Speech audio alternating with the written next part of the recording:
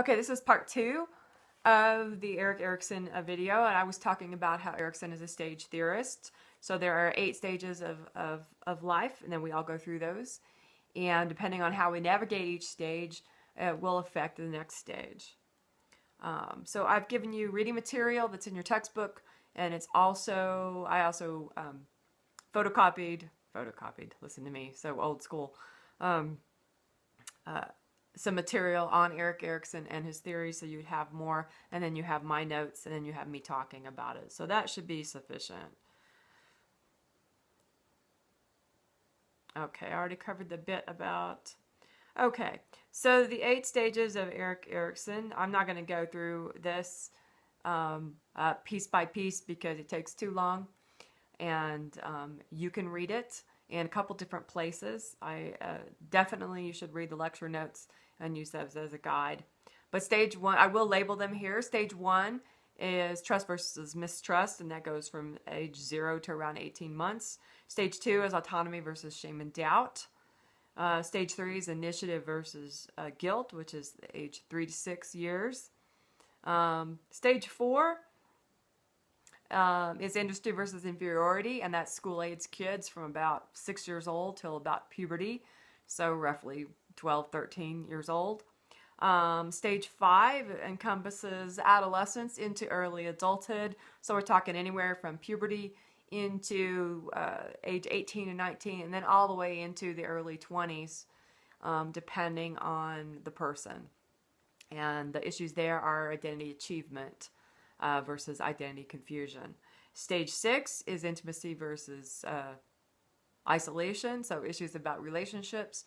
And actually, stage 6 actually starts in adolescence also, because most teenagers, at least in the United States, start having intimate sexual relationships at some point in the teenage years. And so the issues of love, passion, relationship become focal. And then they continue to be focal in young adulthood. Young adulthood is considered to be anywhere from age 20, sometimes back as far as 19, into around age 29. And of course, the issues of relationship, intimacy, and those kinds of things are part of this stage. And so intimacy versus isolation, stage 6, belongs both to adolescence and also to young adulthood. Stage 7 is roughly midlife, from age 40 to age 60. Actually, there are a lot of 60-year-olds these days who they have a lot of the wisdom of late adulthood, but in their behavior, in their concerns, in their activities, they're still very much in midlife. So stage 7 is middle adulthood, and the issue there for Erik Erikson is generativity versus stagnation. And we'll talk more about that as we get into the semester. The last stage of life is late adulthood. Some people enter that as early as 65. And some people really don't start addressing those issues too much until their 70s or 80s or right before death. So like I said, research into adult development and late adult development is actually where a lot of developmental psychology is happening right now. And actually towards the end of the semester, you will each find a developmental theorist who basically explores adult development in much better ways than Erik Erikson does. So I continue to use the framework and then add in. So those are the 8 stages. So how do these stages work? Each stage has a crisis or a fundamental issue that a person faces. Like the first stage, it would be trust versus mistrust. So, basically in infancy and early toddlerhood, a child is developing essentially, hopefully, a sense of basic trust in other people, in their own body, and in the world to keep him or her safe. You got to be basically, in order to develop well, you got to be relaxed enough to explore the world and oneself. So what we hope for by 18 months is that the child has developed a basic sense of trust in the world and in in one's own body so that they can feel comfortable enough to enter the next stage of development, which is autonomy or independence versus shame and doubt. And and so basically a positive resolution in the first stage helps along the second stage.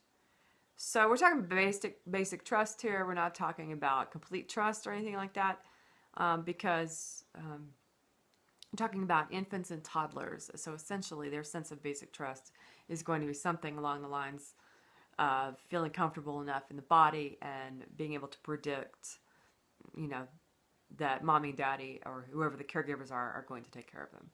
Sometimes children experience abuse or neglect of some kind.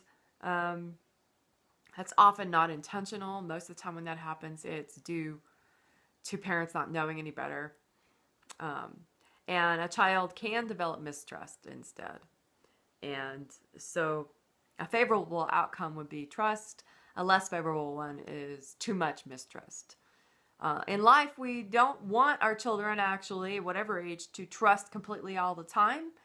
So a child who ends up with complete trust at 18 months, that's probably not good either, because the little kid won't have enough sense to run the other direction if something bad happens. And so, but what we're looking for in these stages is that each stage has an issue that is of primary concern, and we hope that the child, by the end of that stage, will acquire enough of the positive traits and less of the more negative trait.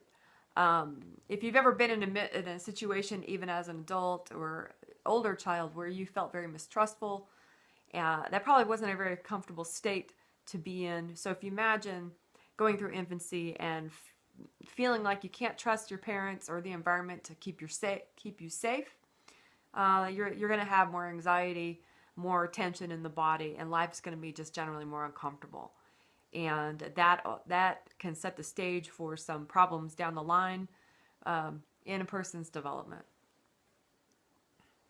So the idea is for every stage, we want the children to develop more of a positive outcome in each stage and less of a negative outcome. Positive outcomes are associated with healthier, more well-developed, and more happy, fulfilled people who can cope with more things. And less positive outcomes, like too much shame and doubt, too much guilt, too much feelings of inferiority, those can be associated with emotional problems and sometimes severe mental illness down the road, or having, problems adapting or problems learning and things like that. The fifth stage of development is called identity versus identity confusion. The nice thing about Erik Erikson's theory is that in the teenage years and in early adulthood, a person inevitably reworks all the issues of the previous stages. So if things went wrong at certain places in childhood and you develop some too much mistrust or too much inferiority or too much shame, that can be undone through other experiences and learning to identify yourself in a different way. So that's one reason I think I keep using Erik Erikson, even though he can be dated in a certain way, is that it's a very hopeful paradigm. No one is ever stuck or doomed. You have a crappy childhood, you're going to have a crappy adulthood. No. You can have aspects of a childhood that are dysfunctional or not so good, but there is the rest of your life, and where a person can rework those issues and change the sense of identity into something more positive and adaptive. So no one in Erikson's paradigm at any point is ever stuck, unless they decide to be stuck or unless they don't have the tools. And I think that covers the essentials of it. The rest of it is covered in my lecture notes. Again, I'm Dr. Stair. We are in Module 2. Welcome to Developmental Psychology. There's a lot of reading and a lot of work that we're covering the whole lifespan. So, but typically students don't regret putting the work in. Just try not to get behind. If you get behind, then it can be hard. All right, I will see you online.